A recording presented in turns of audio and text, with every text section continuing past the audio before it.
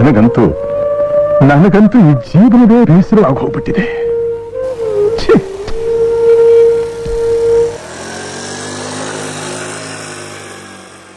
ಏನ್ Shah ಚಲ್ರ full party ಗಿರ್ಟಿ ಏನಿಲ್ಲ?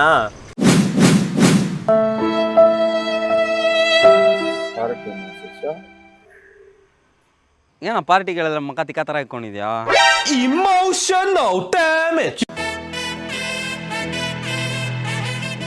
ಇಶಾ ಮೊನ್ನೆ ನೋಡಿದ್ರೆ 200 ರೂಪಾಯಿ ಟಿಕೆಟು ಅಂದರು. ಇವತ್ತು ನೋಡಿದ್ರೆ ಟಿಕೆಟು ಆನ್ಲೈನಲ್ಲಿ ಚೆಕ್ ಮಾಡಿದ್ರೆ 790 ರೂಪಾಯಿ ಇದೆ.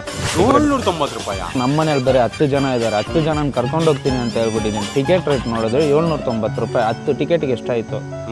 8,000 ಚಿಲ್ಲರೆ ಬರುತ್ತೆ.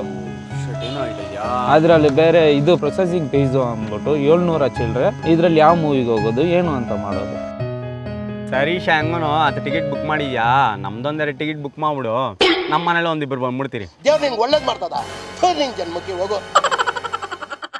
ನೀನೇನು ಶಿಷ್ಯ ನನಗೆ ಟ್ಯಾಕ್ಸ್ ಆಗ್ತಾ ಇದೆಯಾ ಅಲ್ಲಿ? ಅಪ್ಪ ಪ್ರೈಮಲ್ಲಿ ಬಿಡ್ತಾರೆ, ಪ್ರೈಮಲ್ಲಿ ತೋರಿಸ್ತೀನಿ ಫಿಲಮ್ ನೋಡ್ರಿ ಅಂತ ಹೇಳಿದ್ರೆ ಮನೇಲಿ ಇಲ್ಲ ಥಿಯೇಟ್ರಿಗೆ ಹೋಗಿ ನೋಡ್ಬೇಕು ಅಂತವ್ರೆ. ಫೋನ್ ಡಿಸ್ಪ್ಲೇ ಹೊಡೆದಾಗಿ ರೆಡಿ ಮಾಡಿಸ್ಕೊಂಡ್ ಬಂದಿದ್ದೀನಿ. ನಾವು ಬೌಲಿ ನನ್ನ ಮಗ ನೋಡಿದ್ರೆ ನಮ್ಮ ಫ್ರೆಂಡೇ ಶಿಷ್ಯ ನಮಗೆ 400 ರೂಪಾಯಿ ಎಕ್ಸ್ಟ್ರಾ ಹೇಳ್ತಾನೆ.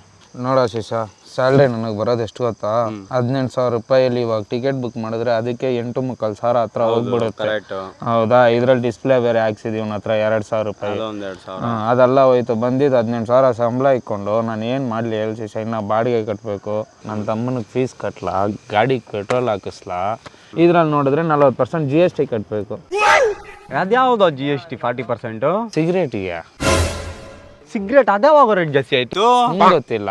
ಅದೆಲ್ಲ ಜಾಸ್ತಿಯಾಗಿ ಎಲ್ಲ ಎಕ್ಕಿಸ್ಕೊಂಡು ಹೋಗ್ತವ್ರೆ. ನಿಮಗೇನು ಗೊತ್ತಾಗ್ತಾ ಇಲ್ಲ, ಕಟ್ಟೋರಿಗೆ ಗೊತ್ತು ಅದೆಲ್ಲ. ಶಿಶಾ, ಇನ್ನು ಮುಂದಿನ ತಿಂಗಳು ನೋಡ್ಕೋಣ ಬಾ. ನಮ್ಮ ಮಿಡಿಲ್ ಕ್ಲಾಸ್ ಜೀವನನೇ ಇಷ್ಟು.